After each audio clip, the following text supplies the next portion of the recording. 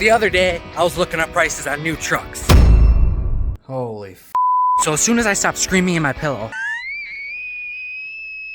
I got to thinking there has to be an alternative. Well, boys, I think there is. You see, 3 months ago, I brought my grandpa's old truck up from Alabama. And the fact that it's rust-free makes it the perfect candidate to try and do a budget restoration. And after 30 years of Alabama heat and neglect, it's in some desperate need of love and affection. In the last video, we already fixed up the paint with Harbor Freight tools. Now in today's video, we're gonna fix everything else. So can you restore an old truck for less than 1 monthly payment on a new one? Well, boys, we about to find out.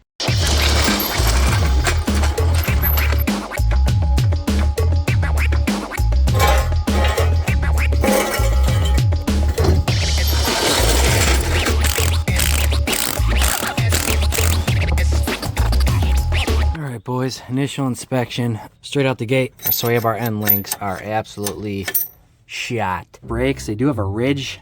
They feel okay. The pads, they're low, but they're not smoked. Maybe I'll do a brake job on it. Probably not. But shaking down this side, everything seemed pretty tight. But outside of that, everything looks relatively okay over here. But on the passenger side, if you remember, on the way home, it was pulling to the right really hard. And this is the wheel that we had a little bit of shake on.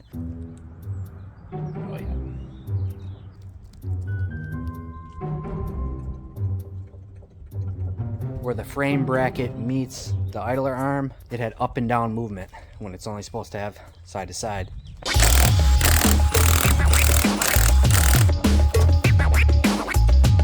All right, boys, kind of looks the same thing over here. Sway bar end link is shot out. Brakes are a little scored up. Pads are the same and absolutely filthy. So for the front end, I think we're pretty much covered. I'm sure other shit will pop up along the way, but let's move on.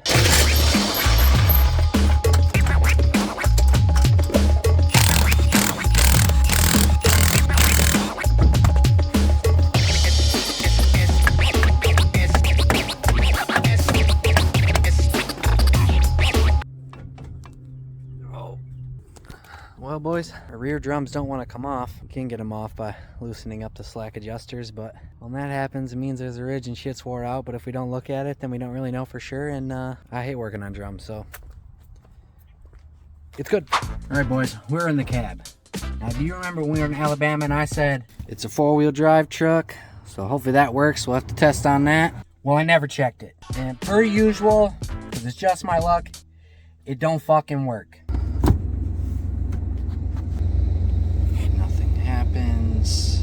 Now on the older trucks, the front evacuator was thermostatic with the wax and the heat, and it does the thing. Come on, man. I don't know what year they switched over to the electronic motors, so either this one has been replaced or it's a new enough truck to where it came factory with the electronic motor. But either way, she ain't actuating a goddamn thing. And I do not see any kind of 4x4 fuse. So there's got to be an interior fuse box somewhere that we're looking around for, and just check right away and see if that fuse is pop. Oh! That's how you know men were involved manufacturing these GMT 400s, babe. They put a nutsack cooler in these things. Fuck yeah. They don't make them like they used to. Alright, looks like same spot. 4x4. 24. She looks alright. These legs look like they had some fucking heat in them. Guess we'll test on that front diff actuator. See if we got power going to that. Alright, boys, as far as mechanical issues on this unit, I think that's a good start. So I'm going to get some parts ordered and we'll address whatever other things that we find along the way. Come back and start cranking on this hog. It's been a couple hours, went on a parts run. Grabbed the pressure washer from Lars. The last time this thing was used, we were shooting 20-foot flames out of it with diesel fuel and a torch. Harbor Freight, $89.99, baby, get you some. So we'll run some water through this thing, get it all cleaned up, and then we're gonna start spraying on this thing. I'm gonna tackle the front end right away, so I'm gonna get this all cleaned up so I'm not all covered in Alabama red clay. Let's get some work in, boys.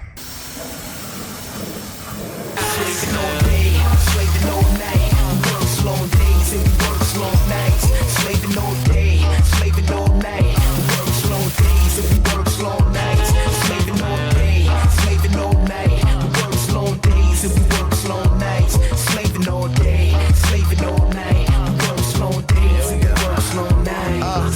Alright boys, I spent probably like 2.5 hours trying to get this frame all blasted in. Honestly, it don't look that much different. Fucking bummer, boys. I mean, you can see all the shit on the ground. We got a bunch of mud off. To mention all this over here. It blasts off relatively easy until whatever material I'm blasting cools down to the same temp, and then it just works like shit. Driveway's a mess, so I'm gonna clean up. We'll hit it back in the morning, let everything dry out real good, and so see you guys in the morning. It is the next day. Now it is not the next morning. It's about 2 in the afternoon, and I still got some more shit I gotta get done outside of this thing. So I'm gonna sneak in some work here and there when I can. Everything that is not the body panels is getting painted black. Looking at the truck to the side, the frame hangs below the body. So when we get it all shined up, we got this dusty ass looking frame. This is what I decided to go with this time around. The number one reason I chose it, it's cheap. I've used it a couple times in the past, and I like the way the paint lays down. It just holds up really well over time. I haven't done it on a frame yet, so we'll give it a shot here. Flat black looks terrible on everything, and gloss black, it shows all the imperfections. So satin black is the happy medium. Let's get it cracking. Slaving all day, slaving all night. We work long days and we work long nights. Slaving all day, slaving all night. We work long days and we work long nights. Slaving all day, slaving all night. We work long days and we work long nights. Slaving all day, slaving all night. We work long days and we work long nights. I see them laughing as they passing and harass me colder. Can see my passion keeps on passing me, I'm getting older. That's why I rarely let people at my job know I rap. Cause that just turned to some circus like I'm an acrobat. And my coworkers are nosy and I don't miss it hardly. Can you do a rap at a job Christmas party? Hell no, you ain't shit offended you would ask me to. Don't get it twisted that I'm working here cause I'm just passing through.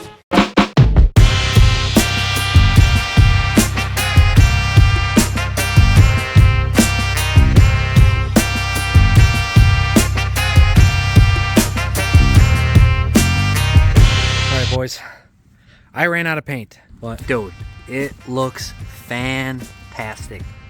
We rebuilt on the entire chassis. Well, it takes a couple cans of spray paint, boys. Didn't get their whole rear end. Some of you may be thinking, oh, he's just painting over mud. Well, you're goddamn right, because it wouldn't come off with the pressure washer. A little spray paint cleans it right up. You didn't even know it's there. But man, it looks fantastic. Brand new, baby. OEM.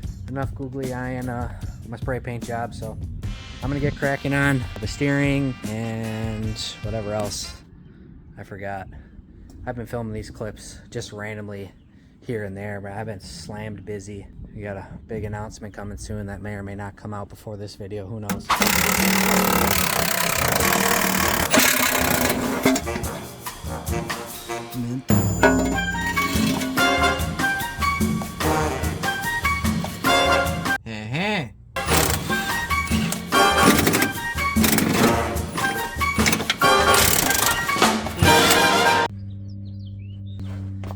My nuts. Rats. All right, boys, what we're doing here, in these holes are the bolts for the idler arm. And this one, that's steel, buddy. You can't get no kind of wrench in there. So I went up on an angle with this hole using a bunch of swivel joints and shit. So you gotta hold it on one side, crank it on the other, and sweet talk her a little bit. Come on, you fucking dirty whore.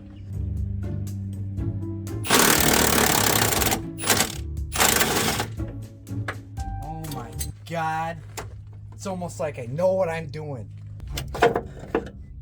Pain in the dick, but we got her, boys.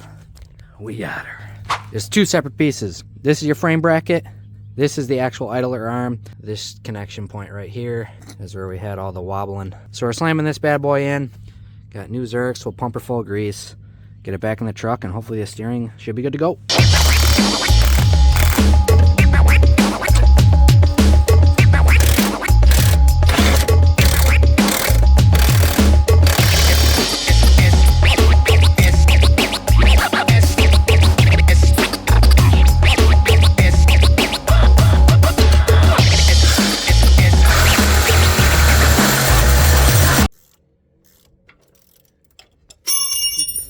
All right, boys, she's back on all four wheels.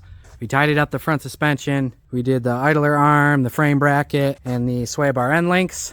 Look who came around. Oh, hey guys, how you doing? This is his first time seeing the truck. I wish he would have had the camera rolling, but he was geeking out about how clean the underside It's was. a brand new truck. Yeah. Like, don't look at the paint. Look at the under. It's fucking brand new. Yeah. This frame has no scale, has no nothing. All right. It seriously looks brand new. I already told my wife next time I'm getting a new truck, I'm buying one down south, bringing it home, and fixing it up. Hell yeah, baby. That could be a regular series for us, baby. Fly down south and get Lars to come with me. We'll bring back 2 trucks. Rent the trailer, bring back 3 trucks. Yeah, if you guys want to see that, we can get crazy. But go down there, no vehicle, gotta buy 3 trucks. 1 truck's gotta be a hauler. But either way, truck's back down on the ground.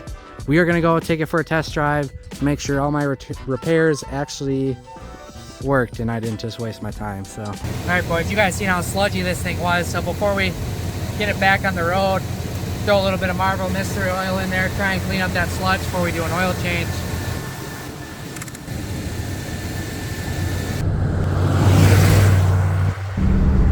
Boys, we're back on the road, cranking her up to highway speeds and see if we still got that shimmy.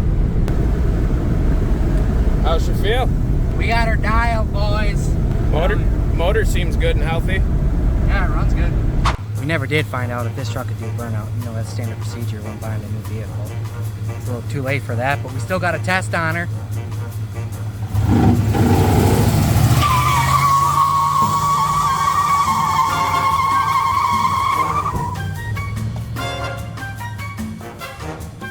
Yeah, a little bit. Not sure if you guys can smell it through the video, but it smells like rubber. Got a nice little 1-tire fire on this bad unit. Oh, there's 2? Yeah. We left some 11s? Yeah. Hell yeah, baby. Yeah, we got them both spinning. Hell yeah. Here's the unit, baby. Oh yeah. All right, we're gonna go bomb through this field.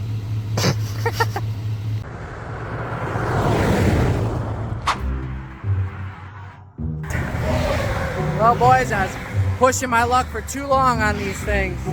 She's fucking cooked, boys. Yee! That's what I get for being ignorant, I guess. Lars is coming to save me. Yeah, she's good and dickered up. Hell yeah, baby. I was concerned for a second that this was from you. Oh, I was no. like, oh, that's bad. But no, it's just a semi at some point. It did spring a leak that we passed it. We were really playing with fire here, boys. Risking it for the biscuit. Took it on the highway. It wasn't like a blowout where it's like, oh fuck, and I'm losing control. I just seen smoke and it was like wishy-washy. Yeah, like I was telling Alyssa when I was teaching her to drive, I'm like, you'll know when you have a flat tire. I don't know how to explain it. You just fucking know it. Yep. All right, boys. We got Lars' spare on there, so it's nice and crusty. This tire is not as old. This tire looks nice, but it is way more dry rotted. The nicest tire you got. Yeah. And it's 19 years old. Yeah, this tire doesn't have any dry rot, luckily. I mean, it looks in good shape, so we'll limp her home. Lars saved the day. Thank you, brother. Oh yeah. Hell yeah, so we'll try and limp this fucking turd home. So we had one of my wheels on the truck. Now there's 2 wheels on the truck. At least we can get it to the shop, and we know they're the same circumference. Yeah, topped off the gear fluid, got a matching set of wheels on her. She should be good to go now. Yeah, and we grabbed one extra as well, just in case we blow another one. Yeah. And we have a spare. Hopefully we have enough to get us there.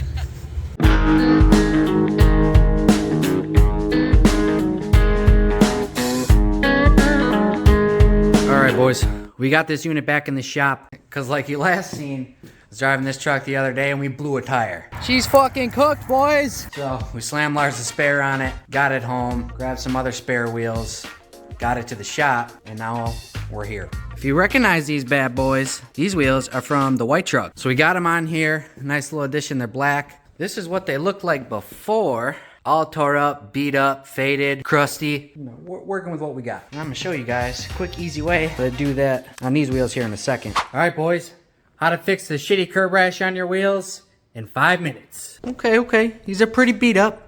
Obviously, these belong to a woman beforehand or a Dodge owner. They're the same thing. First thing you want to do, put your truck on jack stands. Step number 2, fire up the truck. Put that motherfucker in drive. Let her sing, boys. Heyo. Step number 3, put your mouth on the exhaust pipe, take a big, deep breath in. I'm just kidding. Don't do that.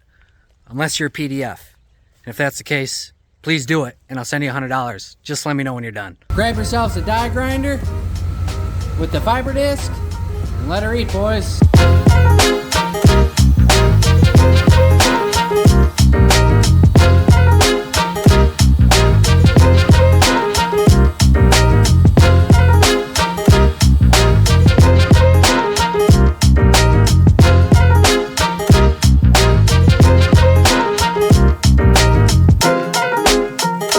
Baby. And if you look at it with your eyes closed, they look brand new.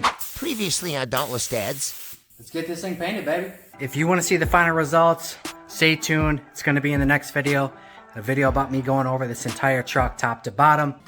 The last time you guys seen this truck, we did a full paint correction on it and we laid out some fresh paint on all the problem areas. Considering we only used Harbor Freight tools, it turned out halfway decent, but we are going to have to do some wet sanding, as well as a 3-stage buff job to get that glass finish that we're looking for. For those of you who haven't seen that video, I will link that at the very end so you can see that full in-depth process. But for now, let's get to sanding and buffing to see if we can get professional results with cheap tools. All right, boys, we got this turd all painted up. I got it all unwrapped. Initial impressions. This paint job, dirty AF. Hell yeah, baby. She got quite a bit of orange peel and contamination in her, but like I said, I ain't no professional. Creates more work for me because now we gotta wet sand the shit out of it. Overall though, for my lack of experience in using shit equipment, I'm not gonna complain about it. It is what it is. Turned out halfway decent. I think it'll polish out. It's just gonna take some more elbow grease. All right, boys, here's the update. I've been wet sanding for like 2 days straight by hand because Harbor Freight is out of all the sanding discs I need. To knock it all down, we did 1500 grit, following it up with 2000 grit. They don't have any of that shit. I found sheets that I gotta do by hand. So, that's what I've been doing. But I cleaned up 2 sections here and I took the buffer to it just to kind of see where we're at, get a baseline. Use the body line to split the difference here. This half here, I use with the wool pad. Now, in the wool pad's defense, it's not a brand new pad. And it did an okay job. Still cloudiness and patchiness. But on this side here, I did have a brand new coarse foam pad that I've had sitting around forever that I've never used before. So hit it this side. It definitely did a little better job, but that one is brand new, so we'll chalk it up to that. This is after 2000 grit. You can see I still got some more work to do. You can see some orange peel there. That's where we're at, boys. So I'm gonna keep sanding. I'll catch up with you when I'm done with that. I don't want to bore you with 8 hours of sanding, so.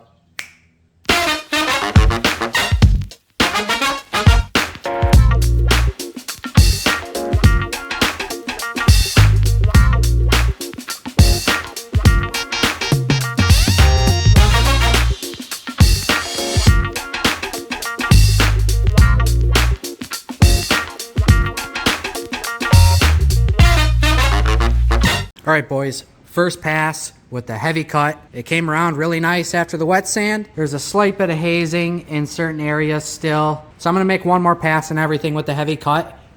And then we move on to medium and polishing. And I think she'll be dialed, boys.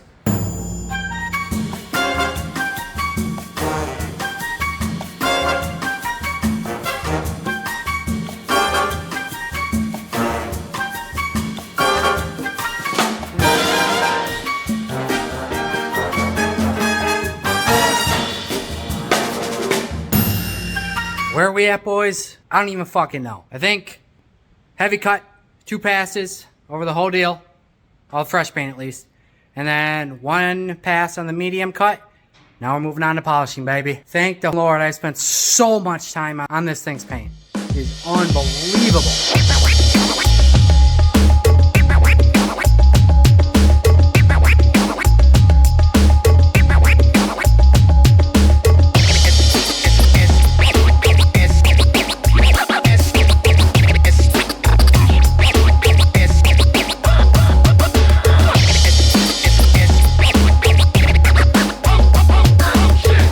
Alright, it's time for reassembly. But before we can reassemble, we got some dirty ass headlights. You can see, I already cleaned this one up here. And I ain't selling you no gimmicky bullshit or whatever. This is all shit you can use at home. In fact, I'm only gonna use the stuff that we already used in this video. You know how we polished paint? It's the exact same situation here. Turned this into this. in less than 5 minutes. And unfortunately for me, every single light looks like that on this truck. Before we can put the grill back on, clean up these lights as well. So I'm gonna get these lights cleaned up, get this grill all polished up, all the lights on the rest of the truck as well, and then we'll slam her back together, boys. We're gonna start with 1500 grit to remove all the yellowing from the headlight housing without putting in any significant scratches.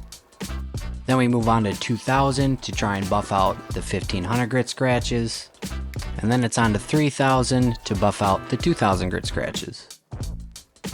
The first step in the polishing process is a coarse pad with the cutting compound. Then it's on to the medium pad. And the last step is our fine finishing pad with our polish. And voila, your headlights are more transparent than a brand new crack pipe.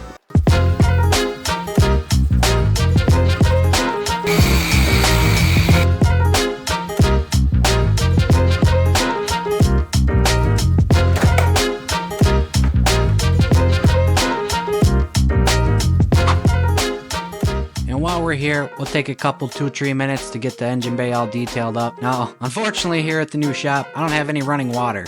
So I literally just have a couple gallon jugs full of hose water. So a combination of some spray-away glass cleaner, some heavy-duty degreaser, and some green well water, we were able to get her looking halfway decent. Alright boys, we're moving on to installing rock lights. We got our little Amazon special rock light kit. I ordered the 6-pod. I think we're probably only going to use 4, but we'll see. This is kind of the brains of the operation right here. Red wire's power.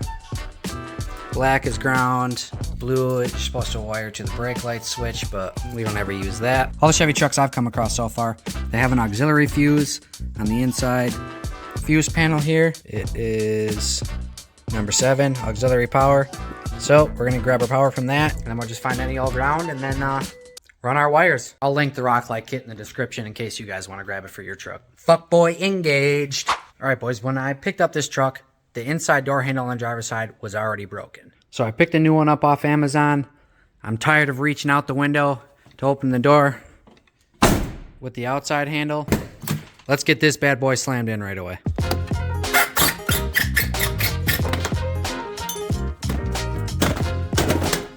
To replace these door handles, you don't have to take off the door panel. It literally just slides left and right in this bracket, but the linkage was all jacked up. See that one hanging right there.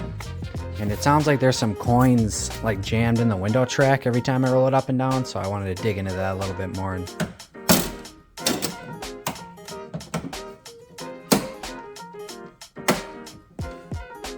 alright.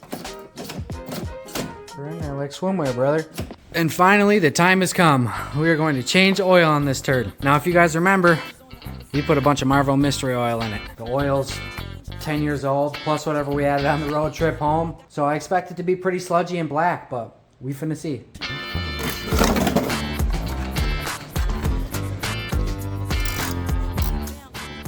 Yep, pretty dark, boys. With the drain plug out, I'm gonna go throw a little bit of fresh oil in it just to really flush out all that old nasty stuff. Brand new one's coming out black, hell yeah.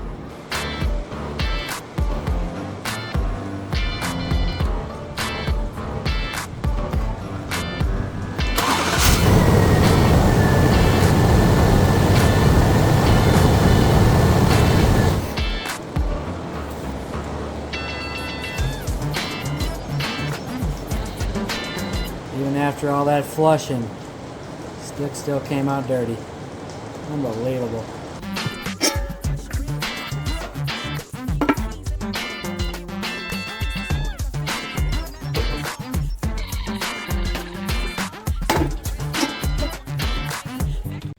All right, boys, it's about that time. My arch nemesis. Not the truck, but the 4-wheel drive problems. Now, if you guys remember, we don't have any 4-wheel drive at all. Nothing happens. No matter what gear we're in, park, neutral, drive, any position of the transfer case, we don't got nothing at all. We already checked all the fuses, and we have power everywhere we're supposed to. So, I started here.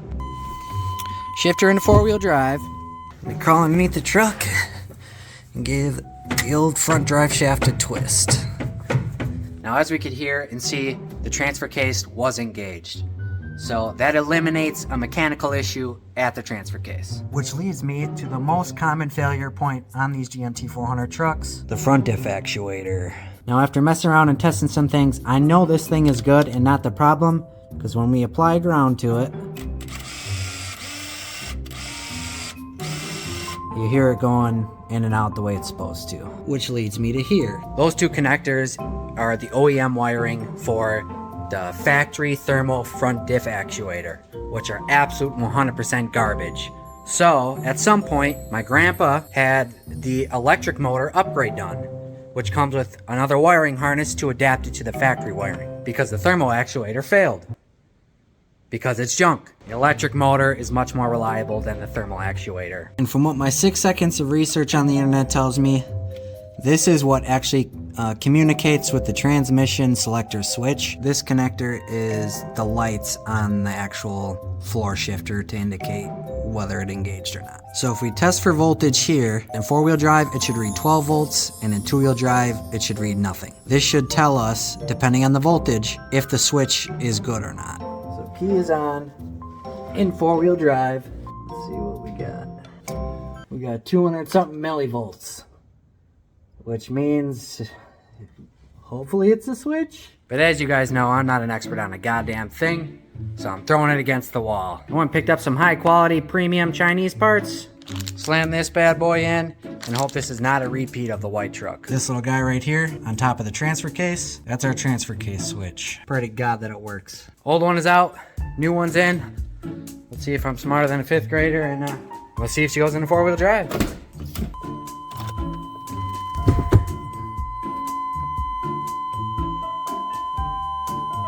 So far, nothing. I have heard though that you gotta turn the truck on and put it in drive for it to engage. So. Put it back in 2.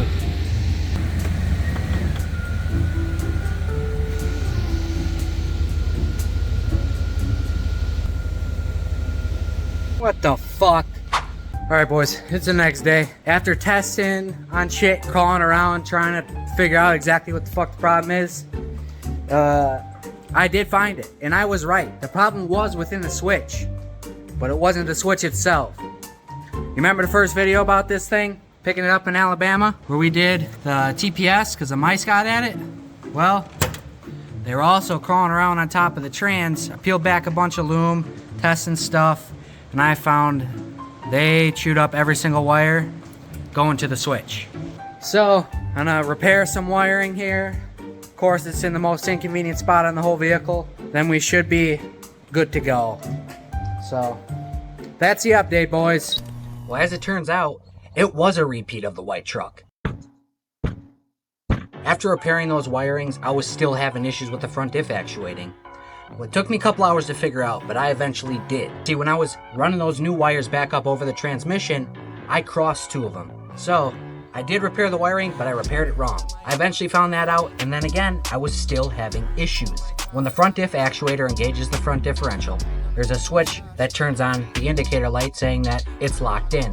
Well, that little switch was like internally shorted, so when it would trigger that switch, it would bug out the whole system and it would disengage the front diff right away. After I figured that out, disconnected that, everything was good to go. There was just no longer any indicator light saying that it was in, but it did operate perfectly. I can never get regular four-wheel drive issues. It's always some weirdo electrical problem. Now, there was nothing left to do other than what everybody told me not to do. I sold that motherfucker. Yeah, there she goes, boys, to the new owner. Adios. It was actually to one of you guys. A subscriber from Illinois. His name is Everybody was telling me, keep it, it's your grandpa's truck. I would kill to have my grandpa's truck. I get it. Like, I get it. But my dad always taught me growing up, never get your emotions involved in a deal. We ain't attached to VIN numbers over here. We love cars. We got a passion for cars. I don't got a passion for VIN numbers. My grandfather would be more pissed off if I couldn't pay my mortgage. I didn't purchase this truck to keep it. I didn't go down there with the intent of buying my grandpa's truck. That's just how it worked out. I went down there with the intent of picking something up and bringing it back home and sell it, and that's exactly what we did. See, this is how I feed my kids. All these videos that you see, it's not for fun. It's what I do to put food on the table. Since I started this YouTube journey, I've been absolutely obsessed with making good videos. But believe it or not, boys, YouTube doesn't pay much when you're a small channel. Because fixing and flipping these vehicles is what I do, and recording them and editing the videos takes so much more time, and I've definitely taken a hit in the pockets because of it. But I would like to start making content that is for fun. Which leads me to my next point. We are launching our own merch store, baby. DoubleD's.store. We're getting really close to launching with the first drop. We got a handful of designs. So I'm hoping that the merch will help fund some projects where we can have fun and not worry about getting our money back out of it at the end. A tangible product, a nice piece of merchandise that you guys can wear for years to come, and helps put money in our pockets to fund the channel, which will make more entertaining content for you guys. I have a lot of crazy ideas, I just can't execute on them. So if you want to be an OG, if you go to DoubleD's.store right now, you can put in your email and be the very first to know when the website does go live, so you can get a hold of the very first launch of Dauntless Dad's merch. It is dropping very soon. I'll make a community post when the website is live. You guys can get your hands on the first ever Dauntless Dad's merch drop. And maybe, just maybe, I'll be able to keep a truck longer than 1 or 2 videos. Turn on the notification bell, hit subscribe, like, and stay honed in on the Dauntless Dad's channel, because we got a lot of good stuff coming at you, boys. Eat all your peaches and pizza, boys. I'll catch you on the next one. Peace.